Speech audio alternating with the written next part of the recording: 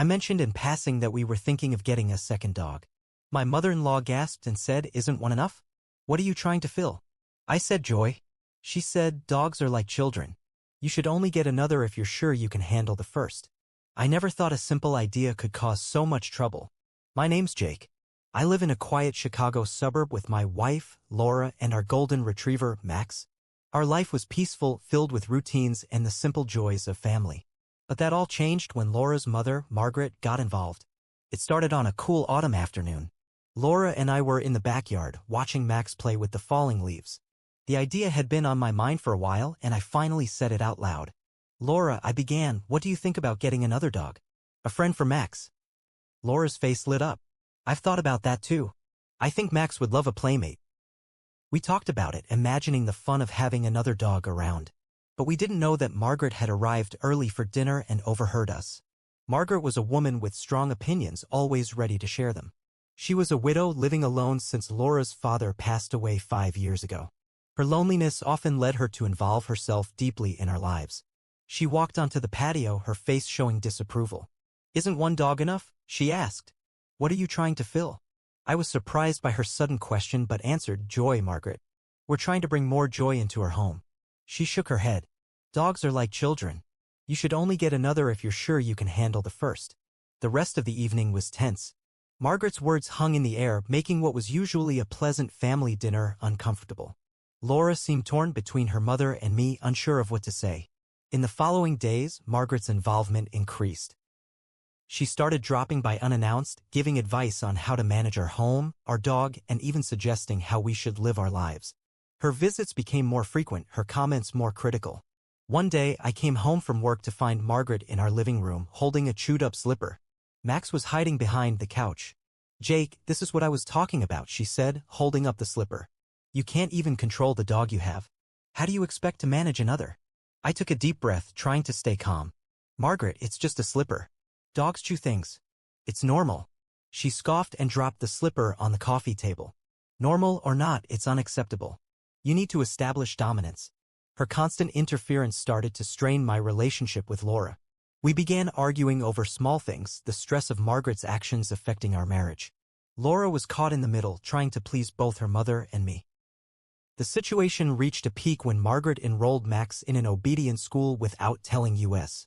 I found out when I came home early one day and saw a stranger in our house holding Max on a leash. "Who are you?" I asked, stepping between the man and Max. He looked surprised. "I'm Tom, the dog trainer. Mrs. Thompson hired me to work with Max." I felt anger rising but kept my voice steady. "Margaret doesn't live here. She doesn't have the authority to make decisions about our dog." I asked Tom to leave, apologizing for the confusion. Then I called Laura and told her what happened. She was embarrassed and said she would talk to her mother. That evening, Margaret came over, acting as if nothing had happened. I knew we needed to talk. "Margaret, we need to discuss something," I said. She sat down, looking innocent. "Of course, Jake. What's on your mind?" I chose my words carefully. "We appreciate your concern and involvement, but there are boundaries that need to be respected. Enrolling Max in obedience school without our knowledge crosses those boundaries." She frowned. "I was only trying to help. Clearly, you need it." I sighed, feeling the weight of the situation. "Margaret, this isn't about help. It's about respect. Laura and I are adults, capable of making our own decisions. We need you to trust us to manage our household and our pets." The conversation ended with Margaret leaving abruptly, leaving tension behind. Laura and I sat in silence, feeling the impact of the confrontation. In the weeks that followed, Margaret visited less often. When she did come over, she was more reserved, her comments less intrusive. It seemed our confrontation had made her rethink her role in our lives. Laura and I worked to restore the harmony that had been disrupted. We communicated more openly, setting clear boundaries with Margaret and each other. Our relationship grew stronger as we faced these challenges together. But just when we thought things were settling down, Margaret did something that changed everything. A few weeks passed. Things were quiet. Too quiet. Margaret kept her distance, which we thought was a good sign.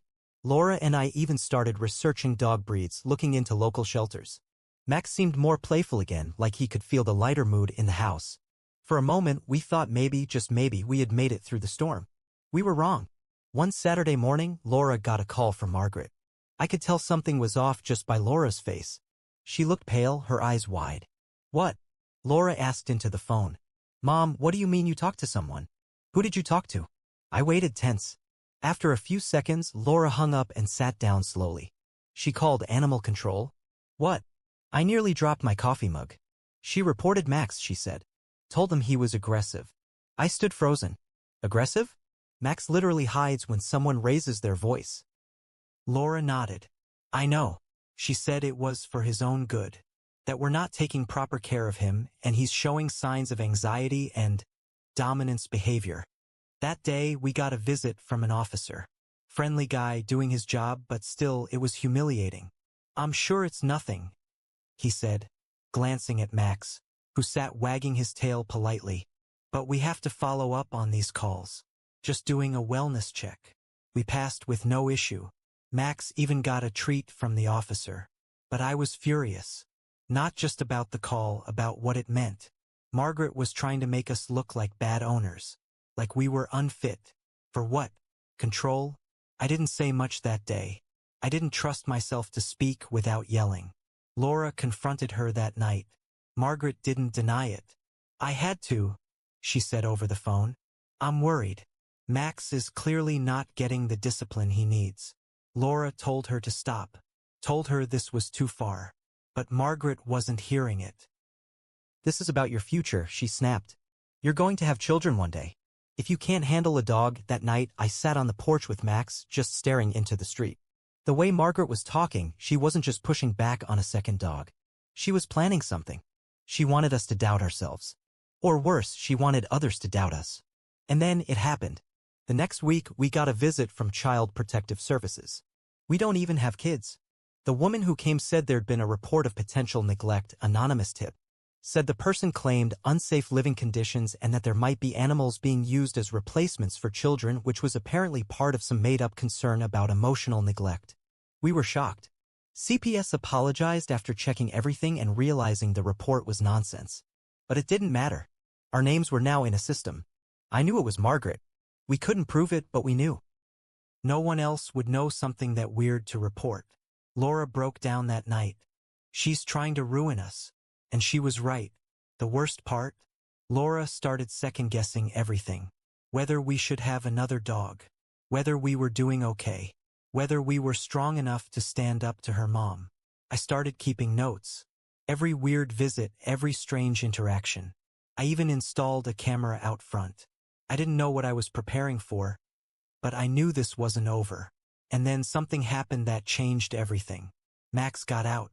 It was a normal weekday. Laura had left for work. I was in the home office. I went to get coffee and noticed the front door was slightly open. Just a crack. Panic hit me like a wave. I called out for Max. Nothing. I tore through the neighborhood. Called his name. Drove around for hours. Then I found him. Max was sitting in Margaret's backyard. Leashed. Like he'd never been lost at all. Margaret opened her back door with the fakest smile I'd ever seen. He was just running around. Good thing I saw him. What if he'd gotten hit by a car? I stood there, my hands shaking. She didn't call us. Didn't bring him back. Didn't even seem surprised he was loose. I knew what this was. A test. A warning. She wanted us to feel like we couldn't protect him. Like we weren't capable. That night, I changed the locks. Told Laura we needed to talk seriously about what to do next. But before we could even plan our next move, something worse happened. We got a letter. From a lawyer. Margaret had filed for a temporary guardianship petition. Of Max. She was trying to take our dog. When I read the letter, my first thought was that it had to be some kind of mistake. But it wasn't. Margaret had filed a guardianship petition in Cook County Court. Her claim? That she was concerned for the welfare of our dog, Max, due to neglect, unstable environment, and emotional endangerment. It was surreal. Like something out of a bad TV movie. The letter was official, signed by a lawyer named Leonard Hess. Margaret had actually hired someone to fight us for custody of our dog. Laura stared at the paper, pale and shaking. She's insane, she whispered. She's calculated, I corrected. And she's making this legal now. We had a week to respond. I got on the phone with a friend of mine from college who went into family law. She didn't even try to sugarcoat it. She won't win. This is absurd, she said. But you need to fight it seriously. If she's documenting things and she's already made calls to animal control and CPS, you can't ignore the pattern. Laura and I scrambled to gather everything: emails, texts, camera footage, even a timeline of her visits and interference. We included statements from neighbors and the vet who had seen Max for years and could vouch for his perfect health and calm nature. When we showed up in court for the preliminary hearing, Margaret was there, wearing pearls, holding a thick folder. Her lawyer was tall and smug, like he believed he was about to rescue a neglected child from a broken home. She didn't look at us. Not once. The judge skimmed the paperwork, clearly irritated. There is no precedent for this. A guardianship case? For a dog. Her lawyer jumped in with some speech about emotional welfare, about the blurred lines between pets and dependents in modern households. He cited a few fringe cases, mostly custody disputes during divorces. Nothing like this. Our lawyer pushed back hard. Calm, clear, and with plenty of evidence. The judge didn't throw the case out, yet. She said she'd review the submissions carefully and scheduled a full hearing for 2 months later. Said we needed to show Max's daily environment. Proof he was safe and not a replacement for a child. Whatever that meant. When we got home, I locked every door twice. I didn't feel safe anymore. Not because of danger from outside, but from someone who was supposed to be family. Then, 2 days later, something else happened. Max got sick. Out of nowhere, he started throwing up. Couldn't keep water down. Whined and wouldn't eat. We rushed him to the emergency vet. Blood work, x-rays, everything. The vet said he may have ingested something toxic. My stomach dropped. What kind of toxic? I asked. They didn't know yet, but they sent him home with meds and fluids and told us to monitor him closely. That night, I reviewed our doorbell cam footage. And there she was, Margaret, on our porch, a small plastic bag in her hand. She placed it at the edge of our gate and walked off like nothing. I ran outside. The bag was gone, probably picked up by a raccoon or trash service. But the timestamp was clear. She'd been there, alone, when we weren't home. I saved the footage and emailed it to our lawyer immediately. The vet called back the next day. Traces of rat poison had been found in Max's blood. Not enough to kill, thank God, but enough to explain the symptoms. We now had enough for a restraining order. Our lawyer helped us file an emergency petition. The court granted it based on the poisoning and the camera footage. Margaret was legally barred from coming near us, our home, or Max. But even then, she didn't back down. A week later, we got a letter in the mail, handwritten. No return address. No signature. You've always seen me as the villain. But one day, you'll thank me for trying to save you from yourselves. Laura cried after reading it. I was too numb to react. This wasn't just about a dog. Margaret was unraveling, and she was taking everything down with her. 2 weeks before the court date, things got worse again. Someone broke into our backyard. They didn't take anything, but the back gate was open in the morning. The latch was broken like it had been forced. Max had barked in the night. We'd assumed it was just a raccoon. This time I filed a police report. They couldn't prove it was her. She hadn't been seen. But they took it seriously. We installed more cameras. Put up motion lights. I barely slept at night. Max recovered slowly. But now he was jumpier, more cautious. He'd sit by the door and whine whenever Laura left the house. It broke my heart to see him like that. He used to be the most carefree dog in the world. Then came the biggest twist of all. Margaret's lawyer reached out to us.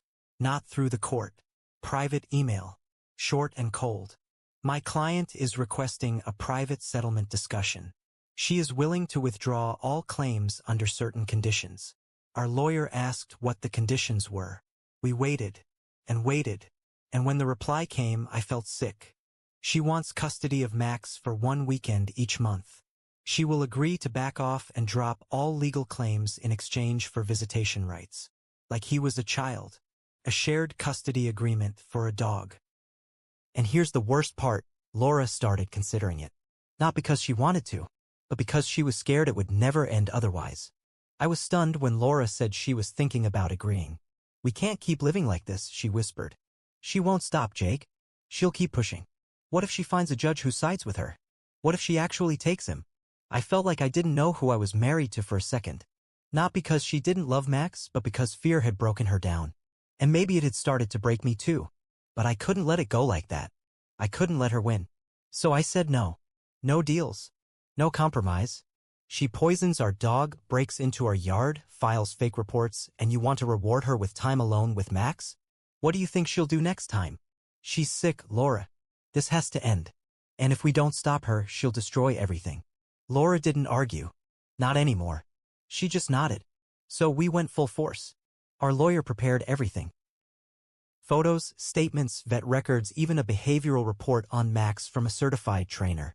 Most importantly, the footage of Margaret coming onto our porch with the bag and a screenshot from the day Max was found in her backyard already on a leash. The hearing came. We sat across from Margaret in the courtroom. She looked smug again. Calm. Like she still thought she had the upper hand. But she didn't. Our lawyer laid it all out. Every visit. Every false report. The break-in. The poisoning. The offer of a custody deal that only proved how unstable this had become. And then the video. When the video played in court, Margaret didn't even flinch. She didn't cry. Didn't deny it. She smiled. And then her lawyer stood up and quit. In the middle of court. Said he couldn't continue representation under ethical concerns. The judge stared at her like she didn't know what planet Margaret was from. This is malicious, the judge said, flipping through the stack of documents. This is harassment. This is dangerous. The petition was denied on the spot. And not just denied, Margaret was slapped with court costs, a restraining order, and the judge said she would personally file the footage and the police report with Adult Protective Services for a psychological wellness check. And then came the final blow. As we left court, Laura and I were walking down the hallway when a woman stepped out of the elevator. She was from APS. They'd already opened a case based on the court hearing. She looked at Margaret, who was sitting alone on a bench. Then she turned to us. You two don't have to worry. She won't be bothering you again. There are consequences now. And there were. Turns out Margaret had been off her meds. She'd been diagnosed years ago with a personality disorder but stopped treatment when Laura's dad died. No one knew.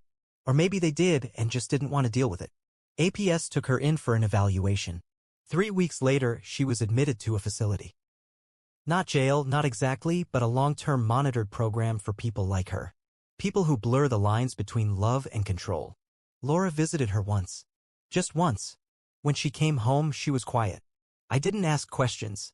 We never heard from Margaret again. Max is doing great now. He's back to his goofy, happy self.